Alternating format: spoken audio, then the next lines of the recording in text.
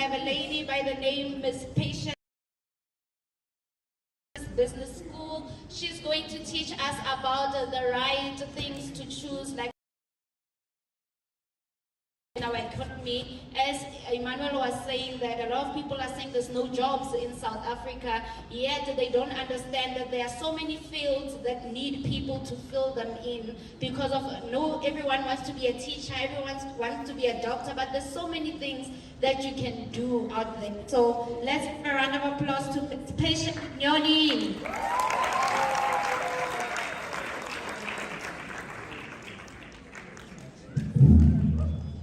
Good morning, managers. Good morning. Good morning, managers. Good morning. Some are not confident. Welcome to the world of management. Yep. Be it from the public sector or from the corporate sector.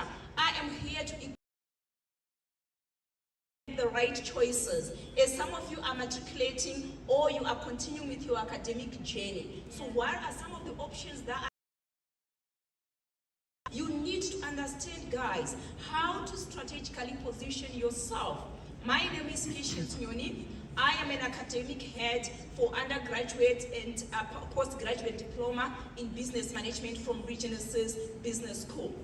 I have passion for working with undergraduate or the youth like you guys. So in such a way that it was really an exciting moment for me when I was also engaged to come and engage with you guys. Well done to the organizers. The event has been nothing but so fulfilling yesterday. And I hope, guys, you have also learned something. How many have learned something, guys, from yesterday up to today? How many are excited? Guys, we are operating in what is called a VUCA world. What is a VUCA world? We are operating in a world that is competitive.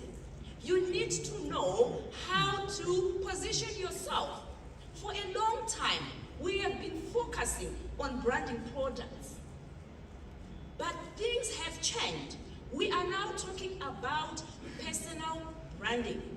What is your brand? What is your personal identity? What comes to their mind? Where so?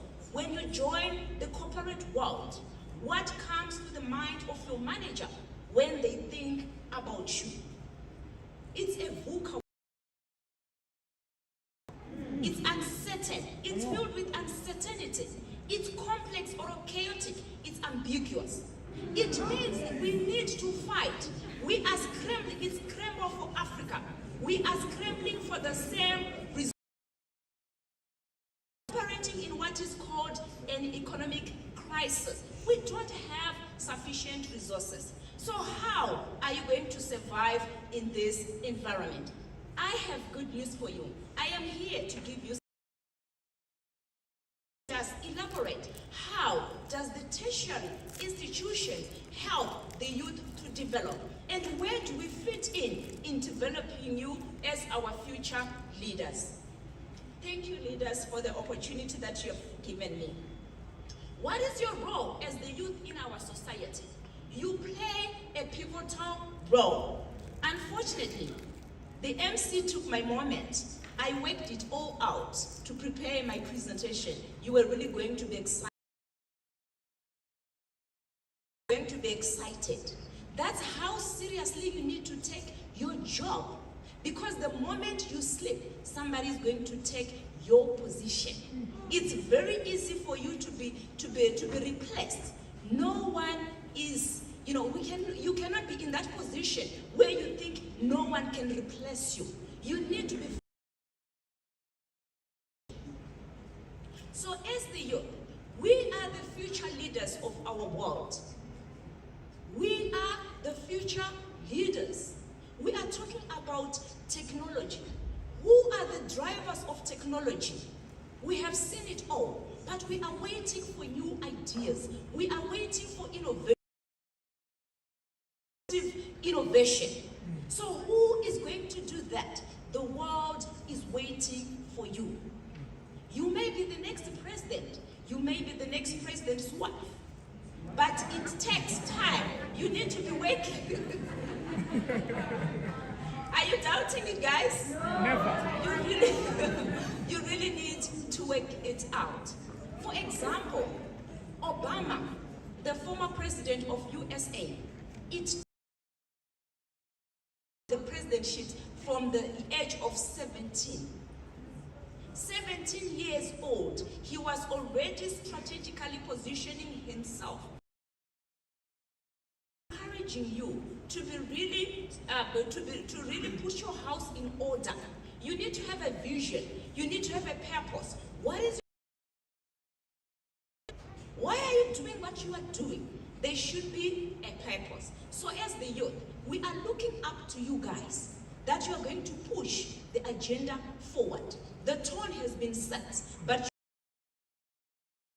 you need to take the baton stick and take the nation and the global world to the next level. So let me just give you a glance of the areas that I need to cover. Guys, we are talking about engagement. We are no longer imposing things as individuals that are also thinking. So you also need to show me that you are thinking. So I am going to engage with you and elaborate on these 2 points. Link between higher education and the corporate South Africa. That's my first theory, or the higher education and the corporate world. That's where we're going to be absorbed, guys. Those are our future employers. So we need to understand the link between these 2 worlds. Okay, let's just start by looking at the global overview. When it comes to tertiary education, you'll find that globally, vast strides have been made to really, improve or to continuously improve in the academic arena. Be it at primary level, you can see also from a South African's perspective, our Department of Education, they are really trying to change. Starting from the curricula, they are trying to align themselves with the national and the global level. We are now talking about, perennialists or other institutions that are still viewing education from a perennialist perspective, from a historical perspective, from we are comfortable with what is there. But what's there, guys, is it still serving the future? Has survived. That's where the revolutionalist comes on board. Revolutionalists are coming with a disruptive mind. They are looking at the future. What does the future hold from an academic's perspective? Look at the current or the former, or maybe we are still, to some extent, still in the COVID-19 era, as much as we have slightly walked out. But look at how it really challenged us, each and every one of us, not to mention the academic arena. We were exposed to the online learning. Some of us, it was a new world, a lot of anxiety, uncertainty, but we paved through. So those are some of the things that we need to be considering. Let's also just look at some general global overview. There is now demand for transformation. Our educational arena needs to be transformed. We can no longer, guys, afford to continue holding on to the old practices. They have no place in the future. So our education needs to be transformational. And it needs to address our social and economical challenges. Look at what was happening globally. Ukraine and Russia. Those things were happening far away from South Africa. But unfortunately, things we need to be considering them. We are now talking also about learning from anywhere. Anywhere where you are, you can work. So these are some of the things that we are reflecting on from an academic perspective. So having said that, so what is the meaning? What does it mean for us? Let's take it home. From a South African perspective, we also have our own history, our own unique self that defines our culture. Never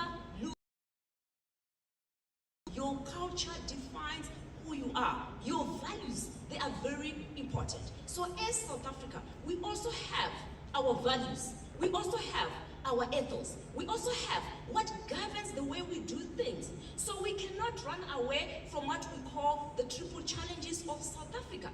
What are these? We are focusing on the major challenges South Africa is focusing on, or South Africa is first with. So you'd find that if you relate to our National Development Plan, or the strategic goals, or the priorities, they are coined around these three paradigms. Starting with unemployment rate.